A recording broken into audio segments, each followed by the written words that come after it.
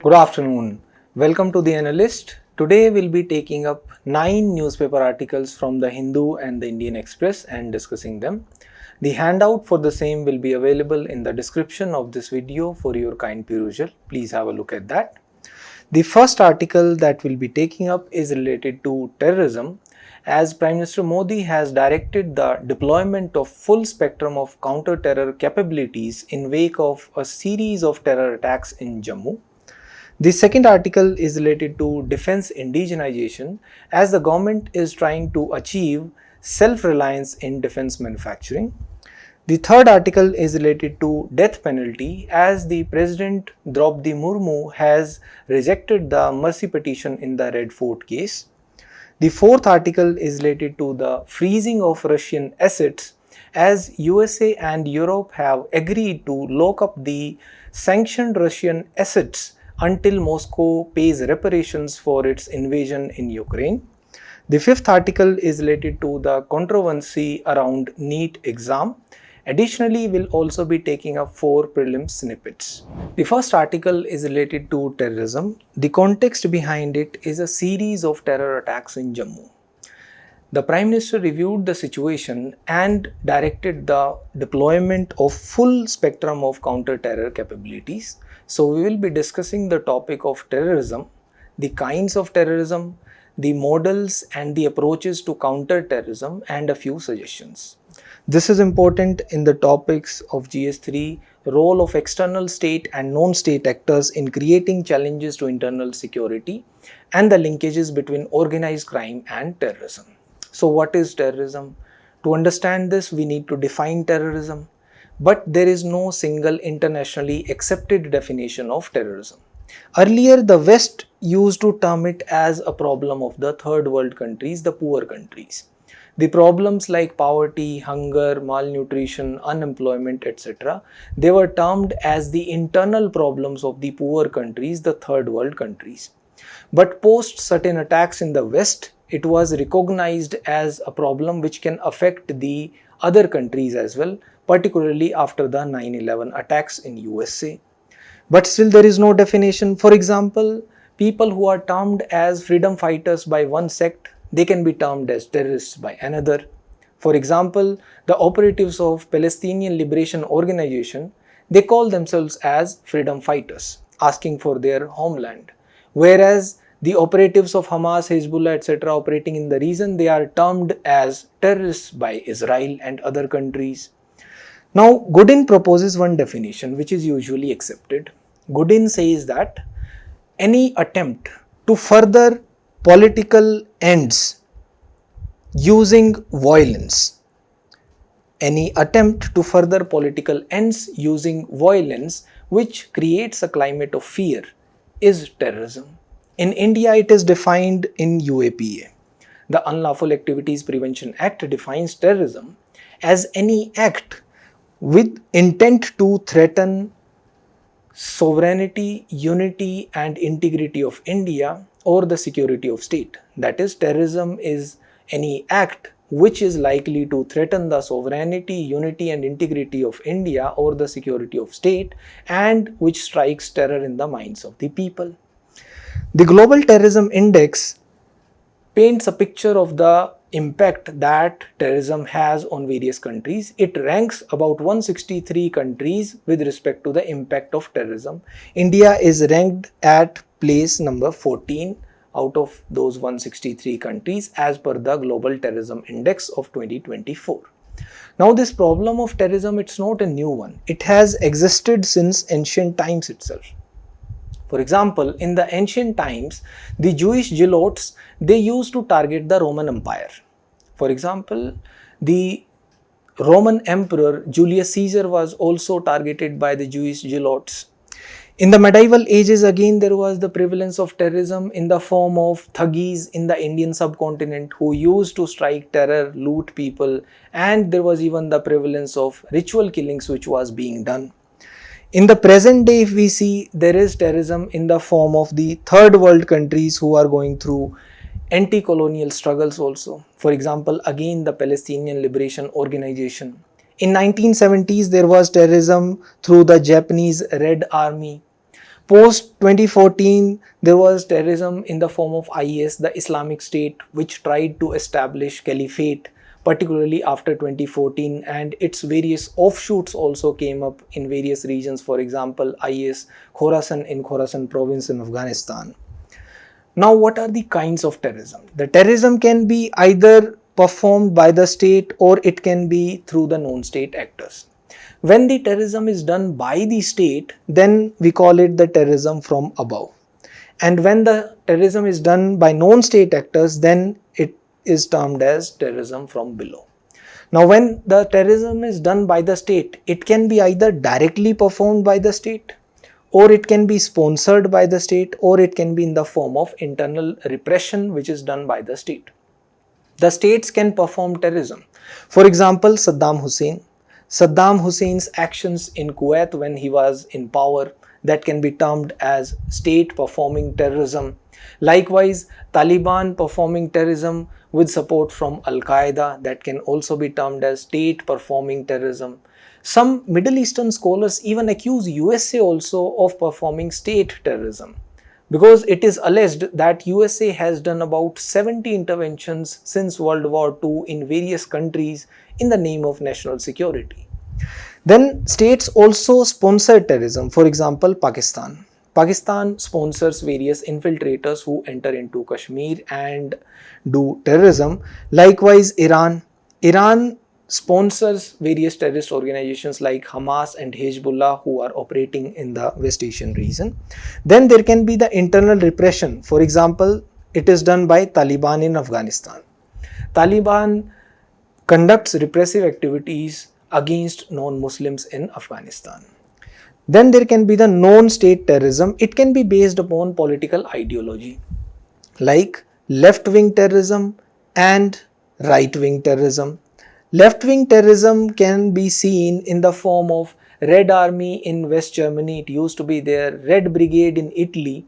The modus operandi of the left-wing terrorism used to be the revolt against the ruling elite class, the wealthy class, by the peasant class, and a violent overthrow of it. And the right-wing terrorism can also be seen in the form of fascism in Italy or Nazism in Germany. Then there is the ethno-nationalistic terrorism, where there is a targeting, a systematic targeting of some ethnicities in a country. For example, as observed in Sri Lanka, where the Sri Lankan Tamils are systematically targeted. Then there can be religious terrorism as well. For example, Al-Qaeda doing religious terrorism, that is on the basis of religion. They say that we have the moral authority from God to kill people who are not following our interpretation of the religion or law. Then there can be the bioterrorism. For example, in Tokyo, nerve gas was released in Tokyo Metro in 1995. There can be cyber terrorism also, which can be seen of late. Now, what are the models to counter this menace? Scholars propose 4 models chiefly to counter terrorism. One can be intelligence model, another is war model, another is criminal justice model, and yet another is expanded criminal justice model. Intelligence model sees terrorism as a security threat. Therefore, since it is a security threat, it tries to be preventive and proactive in nature to prevent the terrorism from happening. It is proactive in nature. So here even civil liberties can also be compromised, and usually there are special laws which are enacted to counter terrorism because it is preventive in nature. Then there is the war model, which also sees terrorism as a security threat. Here also the civil liberties can be compromised. This is both preventive and reactive in nature because here the laws of combat are followed. Then there is the criminal justice model, which sees terrorism like a crime. And since it is like a crime, therefore the rule of law has to be followed while dealing with the terrorists. Therefore, here the civil liberties are not compromised, even their civil liberties are also upheld. Then there is the expanded criminal justice model.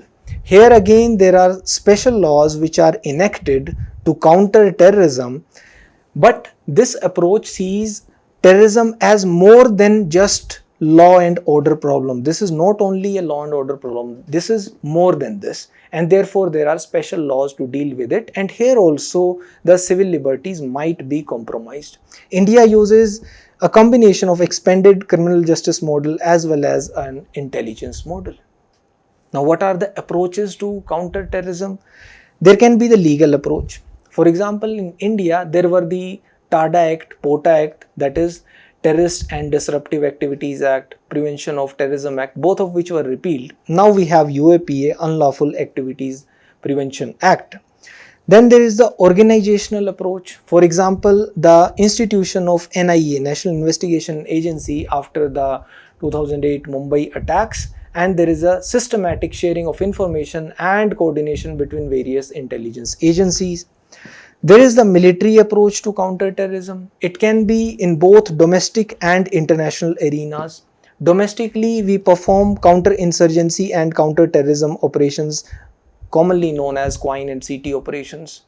There is the use of AFSPA, which is done by the government, that is Armed Forces Special Powers Act, which empowers the armed forces to even search without warrant, and such powers are given to prevent terrorism from happening. In the international arena, again, the government comes up with various strategies, for example, surgical strikes, for example, the hot pursuits in Myanmar, the deployment of Indian peacekeeping force like in Sri Lanka, and the disarming of the LTTE workers. There is the financial approach to curb the flow of finance towards the terrorists, that is the establishment of terror funding and fake currency cell, which is done under NIA again. And there is the enactment of FEMA, Foreign Exchange Management Act, and anti-money laundering and countering of financing of terrorism, compliance with the FATF guidelines, which is done in India. Internationally, if we see, there are 3 conventions which are targeted towards countering of terrorism. The International Convention for the Suppression of Terrorist Bombings, Financing of Terrorism, and the Acts of Nuclear Terror. Now let's also discuss a few suggestions to deal with this menace. First, we need to come up with a commonly accepted definition of terrorism so that there are no conflicts in determining whether certain acts are acts of terror or not. The root causes have to be identified, why people are being sucked into terrorism. For example, poverty, hunger, unemployment, or religion, etc. International cooperation has to be promoted, that is diplomatic measures to ensure that there are extradition treaties so that terrorists in one country, they do not go and hide in another country, and information sharing mechanisms. We can promote the institution of CCIT, a comprehensive convention to control terrorism, which is India's proposal, or the establishment of NCTC, a National Commission for the Countering of Terrorism, like is done in USA. The anti-terror training should be imparted for the armed forces, and we can come up with public campaigns to ensure that people are not radicalized, or de-radicalization campaigns, Mohalla committee meetings, etc. And certain models can also be replicated like neighborhood watch or internet imams, as is done in Singapore. What happens is that there are imams who are available online who can answer the religious queries of people so that people do not get radicalized by religious fanatics. The second article is related to defense indigenization. The context behind it is that the government has set a target to export defense equipment worth 50,000 crore by 2028-29. So we'll be discussing the significance of defense indigenization, the defense acquisition procedure, and a few recent steps to promote self-reliance in defense manufacturing. This is important in GS3 under the topic Achievement of Indians in Science and Technology and Indigenization of Technology. Now, why do we need indigenization in the defense sector? One, it is important from an economic point of view, because 60% of the weapon systems which are used in India, they are procured from foreign markets. They are not manufactured domestically, and the imports, they create fiscal deficits. Again, it causes a burden on the exchequer. It will lead to employment generation. If there is production in India, then MSMEs and other small enterprises, they can be promoted. The startups can also enter into the defense manufacturing. It will lead to employment generation. From a security point of view, it is important because India has porous borders.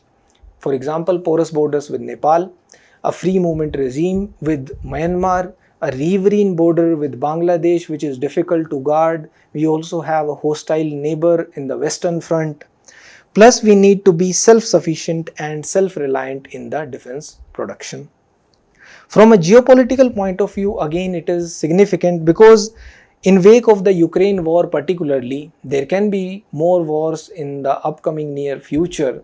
Then we need to be self-reliant in defense manufacturing, and we want to be a leading defense exporter as well. For example, we have started the export of BrahMos supersonic cruise missile to Philippines.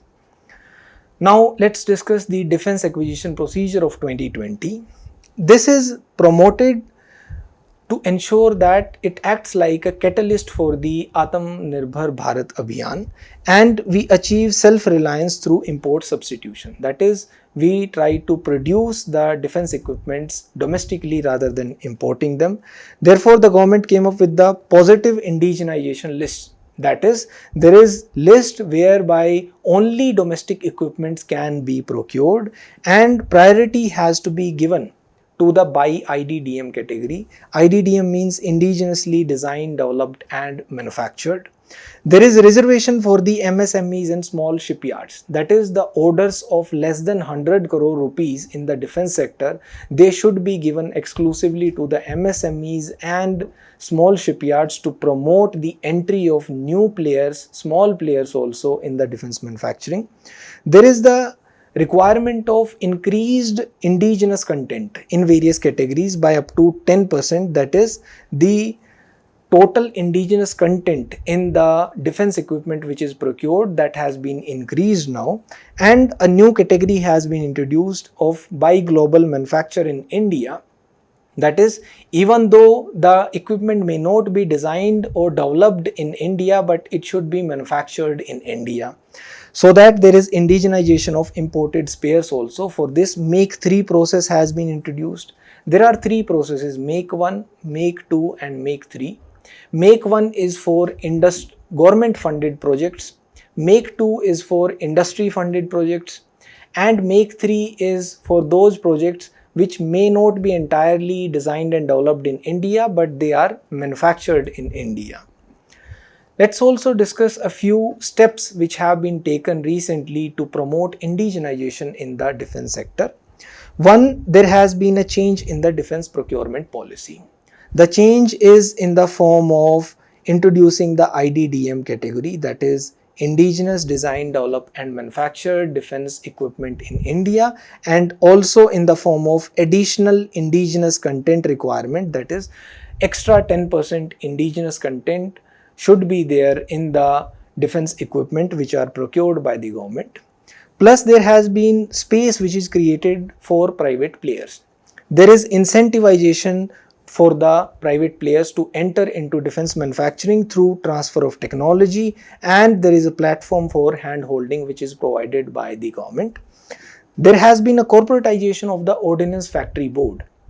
The Ordnance Factory Board, it has been split and converted into 7 defense sector PSUs to encourage competition also and to promote efficiency in the government defense manufacturing. There has been an enhanced capital outlays.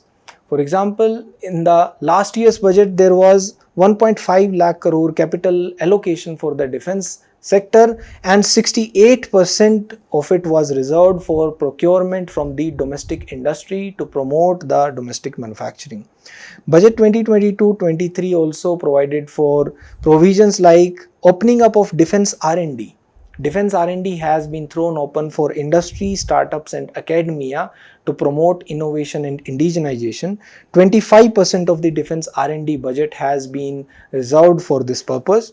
And there is the proposal to set up an independent nodal umbrella body for the testing and certification requirements. Because if a startup produces any product, then it has to be tested and certified. To streamline that process, there should be a single nodal umbrella body. Defense industrial corridors are being set up. 2 corridors are being set up, one each in Uttar Pradesh and Tamil Nadu. And to promote exports also, there are steps taken which led to the increase in exports from the defense sector by 6-fold between 2017 and 2021. The next article is related to the death penalty. The context behind it is that President Draupadi Murmu rejected the mercy petition in the Red Fort case. This is important in GS2 under Indian Constitution and its significant provisions. First, let's understand the arguments against the death penalty, why it should be abolished. Because the Western nations and civilized societies, they are usually arguing against death penalty. The philosophy of Indian criminal jurisprudence is based upon reformative justice, not retributive justice. Because once a death penalty is inflicted upon an accused, upon an individual, there are no chances of reform which are left. It is like an irreversible punishment which is inflicted, and it is in the form of revenge or retribution also, as claimed by some scholars. Rather, the Indian jurisprudence focuses upon giving chances for reform, because it is like the very antithesis of one's right to life. In the civilized societies, they even call it murder, because you are taking away an individual's life and snatching the chance of reform. Immanuel Kant calls it unethical, because as per the Kantian perspective, human beings should be used as an end in themselves. Human beings should not be used as a means to achieve another end. Now, if we argue that death penalty will cause deterrence against that crime in future, then you are using human beings to create the so-called deterrence against such crimes in future. Hence, it is called as unethical. From the point of view of Albert Camus also, it is upsetting the very basic human solidarity. We humans have a solidarity against death, and inflicting death penalty upsets that very basic human solidarity, the solidarity against death. It is like a crude arithmetic of revenge. The legislative intent also observed the same. For example, section 354 subclause 3 of CRPC, the Criminal Procedure Code, says that if a justice has an option to choose between inflicting a death penalty and a life imprisonment, then if he chooses the death penalty, he should state special reasons behind choosing death penalties. Special reasons have to be recorded when death penalty is awarded, because the judges, they are also fallible, and the nature of the punishment is irreversible. Therefore, there are other avenues also which should be provided, as are done in the form of various appeals, even mercy petitions, etc. The recent one being rejected by President Murmu. The so-called deterrence, there are no empirical evidences that the so-called deterrence is actually created by inflicting of death penalty. And by abolishing of death penalty, we can achieve a moral high ground as a society collectively, and it will be in line with the international human rights standards, because the Western nations, they have also been arguing for the abolishment of death penalty. Plus the cost considerations regarding death penalty, they are also not based upon sound logic, because if you inflict death penalty, again there will be appeals and further appeals and delays in such appeal processes, which will also create a burden upon the judiciary. Now let's discuss certain case laws related to death penalty as decided by the Supreme Court. In Jagmohan Singh versus the state of Uttar Pradesh in 1973, the Supreme Court observed that the death penalty or capital punishment is constitutionally valid. It is not violative of the Articles 14, 19 and 21. The 14 is talking about the right to equality, 19 are the various freedoms, and 21 is the right to life and liberty as enshrined under our constitution. And it has to be done as per the procedure established by law. That is, when a justice is choosing to award death penalty, then he has to take into consideration the circumstances of the case and the nature of the crime. In Rajendra Prasad versus state of Uttar Pradesh, the court took a different stand. It said that the imposition of death penalty upon an accused is violative of Articles 14, 19 and 21. Therefore, the court said that two things are mandatory when a death penalty is announced. That is, special reasons have to be recorded as per the requirement of section 354 subclause 3 of CRPC, and it can be inflicted only in extraordinary circumstances. In Bachchan Singh versus State of Punjab case, the court said that it can be used as an alternative punishment for murder, because here the Rajendra Prasad judgment was overruled and it is not an unreasonable punishment which is inflicted, but the court came up with the principle of rarest of rare cases doctrine. That is, the death penalty can be awarded only in the rarest of the rare cases, and while awarding so, the mitigating and aggravating factors of the case should also be considered. For example, what were the situation, what were the circumstances, what was the motive behind it. In Machi Singh versus State of Punjab case, the court gave 5 categories while awarding death penalty. That is, the manner of commission of the murder has to be considered while awarding death penalty. Was it a grave or brutal manner? The motive behind it is to be considered. Does the motive evince of depravity or meanness? And whether it is antisocial or socially abhorrent nature of the crime, for example, the murder of minority or the downtrodden class, or what is the magnitude of the crime. For example, multiple members of a same family being killed, or the personality of victim, etc. These factors have to be considered while awarding death penalty. In Dina versus Union of India in 1983, the court said that the hanging by rope, that is not inhuman or unfair, and it can be termed as valid. In Mithu versus State of Punjab, the section 303 of IPC was struck down because it was taking away the judicial discretion to award death penalty or life imprisonment, because in this case the death penalty was given as the sole punishment that can be awarded. The next article is related to frozen Russian assets. The context behind it is that US and Europe have agreed to lock up the sanctioned Russian assets until Moscow pays reparations for its invasion of Ukraine. So we'll be discussing the extent of sanctions upon Russia and the impact of the sanctions, particularly the economic and strategic impact upon India. This is important in GS2 under the topics effects of policies and politics of developed and developing countries and its impact on India. Now, when we look at the extent of the sanctions upon Russia, they have been significant. There have been economic sanctions which have been imposed upon the Russian banks. The Russian banks, they have been excluded from the SWIFT messaging system, that is, they have been excluded from the system which ensures that there is communication and real-time transfer of funds between various banks. There have been asset freezes against Putin, Lavrov, members of the Russian parliament or Duma as it is called. The financial services are not provided to certain designated Russian companies because there has been a ban by the Western nations, USA and Europe. There has even been a ban on the overflight of European Union airspace. That is, the Russian planes, they cannot access even the Western airports or the European airspace, and the USA has even banned all the oil and energy imports from Russia. Although Russia has come up with various other measures, for example, after the USA and the European nations, they tried to impose a price cap upon the import of oil from Russia. That is, oil cannot be imported from Russia above a certain price to ensure that Russia does not benefit much. Then Russia developed its own ghost fleet of tankers through which they are providing its own delivery mechanism, insurance as well, to ensure there is delivery of oil, crude oil, to the buyers at the prices which are almost equivalent to the market prices.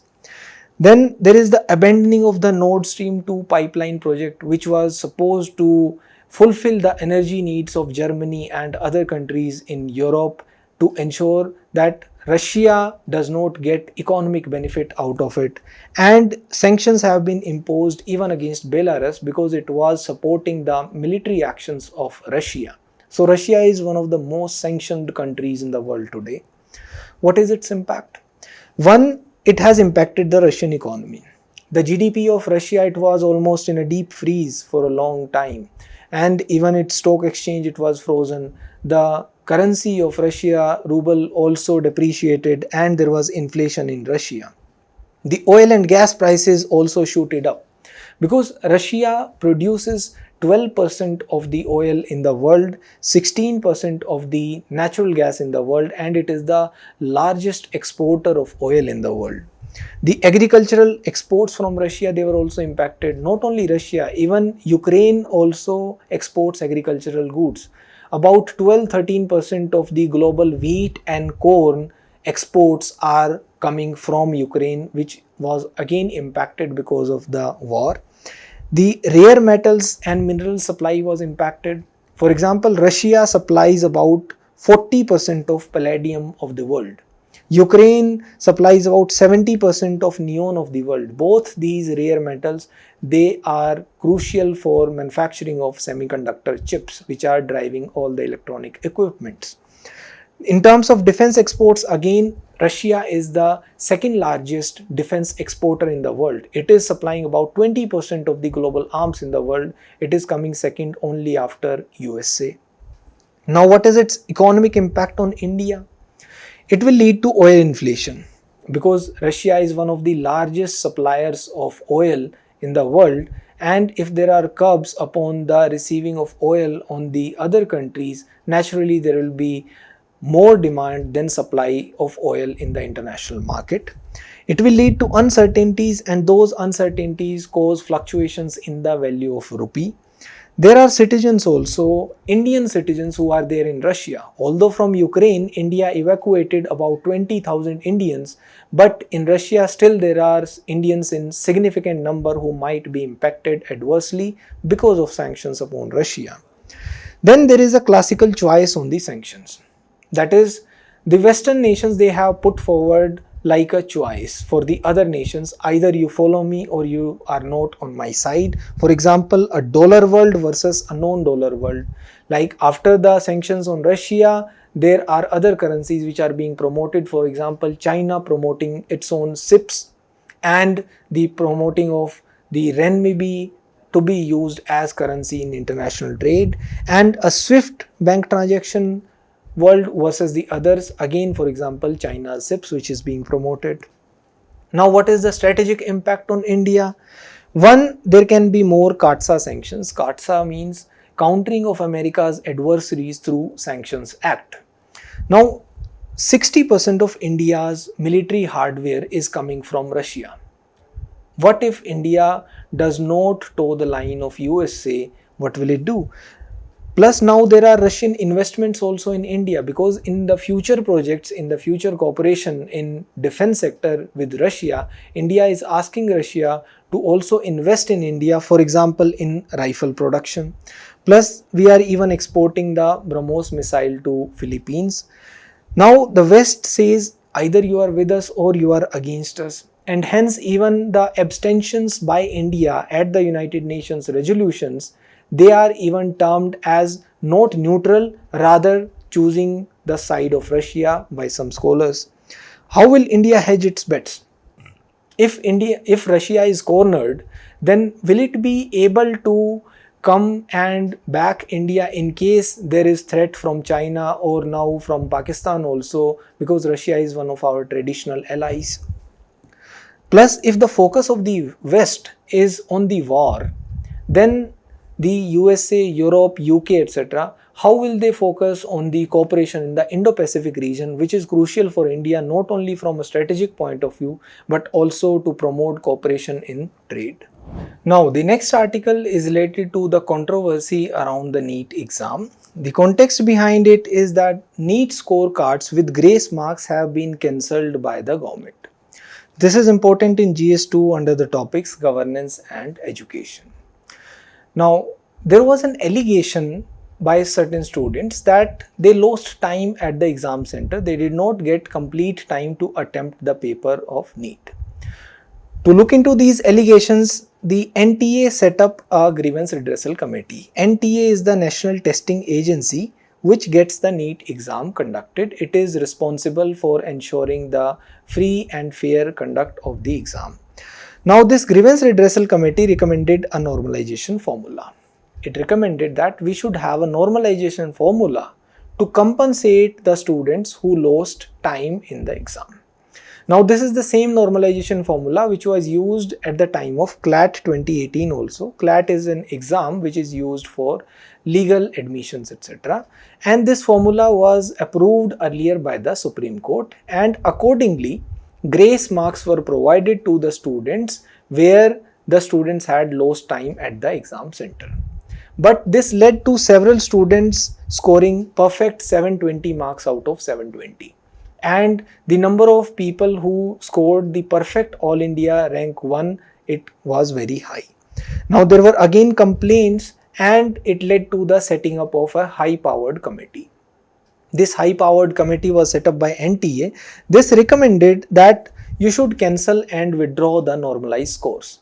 That is, the people who had got grace marks, their grace marks should be cancelled and their original scores should be restored, and they should be given two options.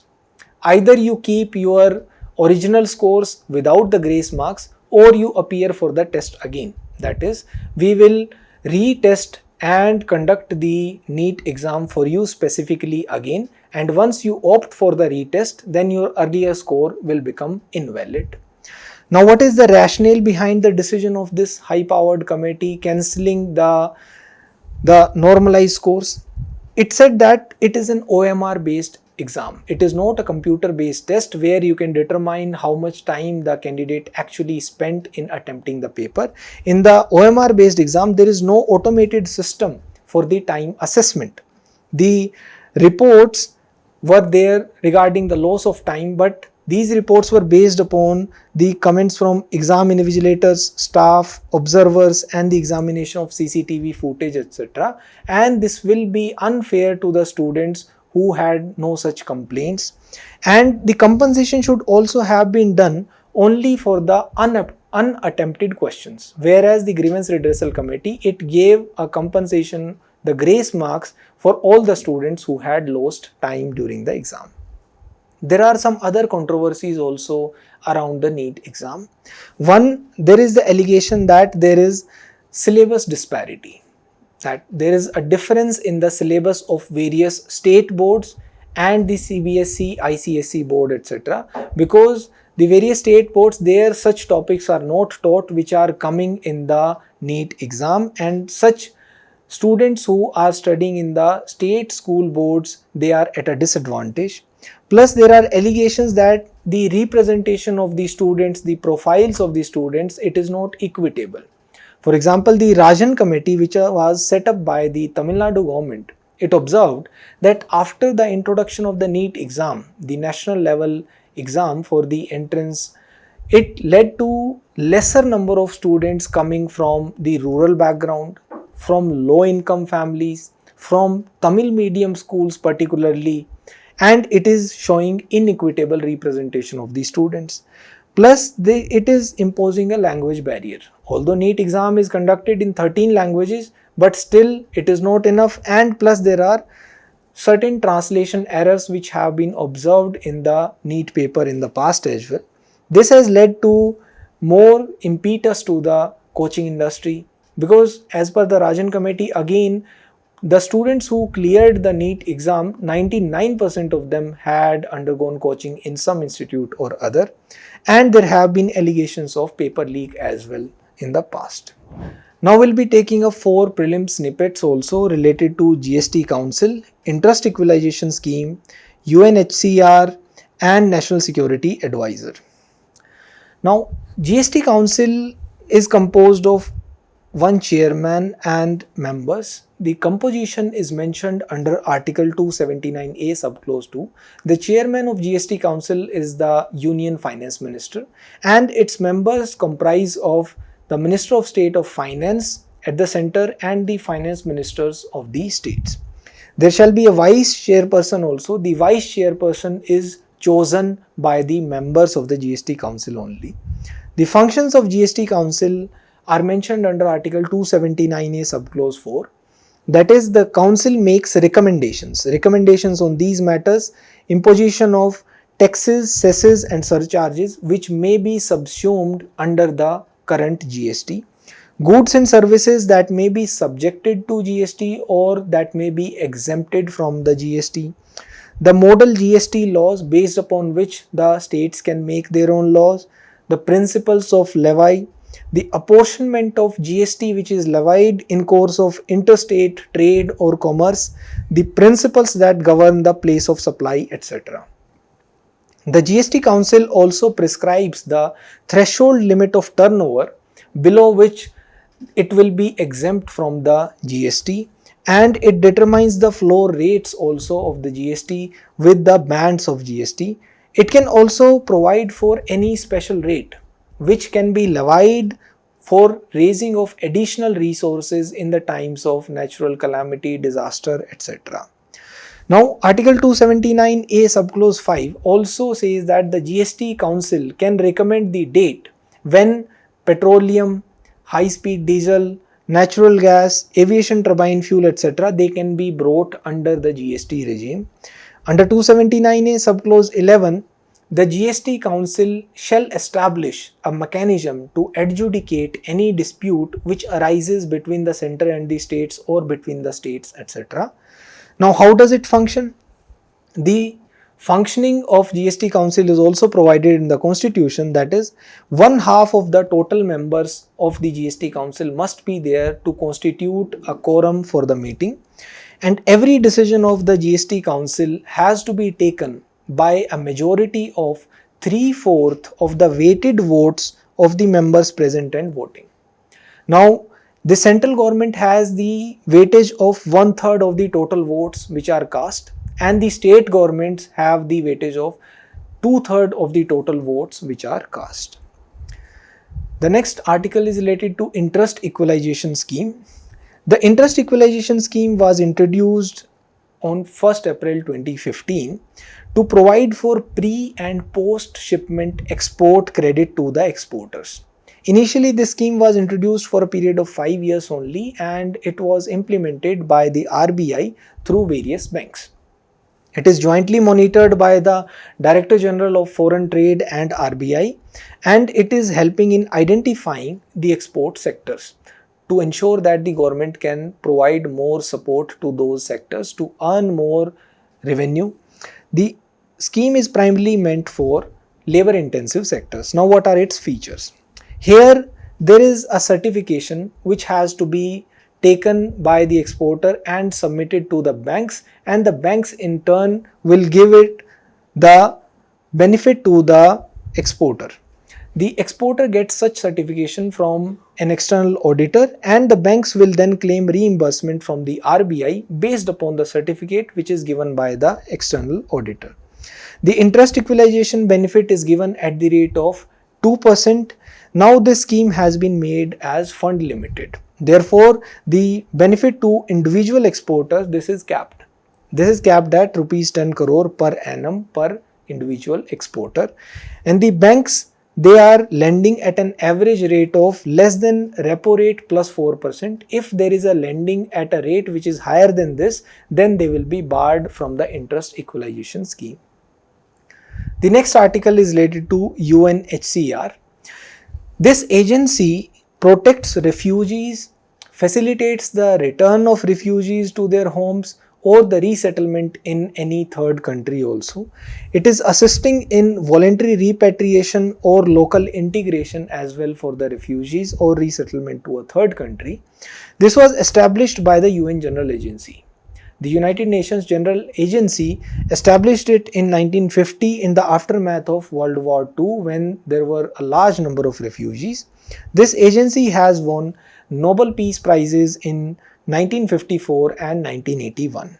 It even started a refugee award. The Nansen Refugee Award in 1954 was started by it for the recognition of outstanding service to the cause of refugees, displaced or stateless people.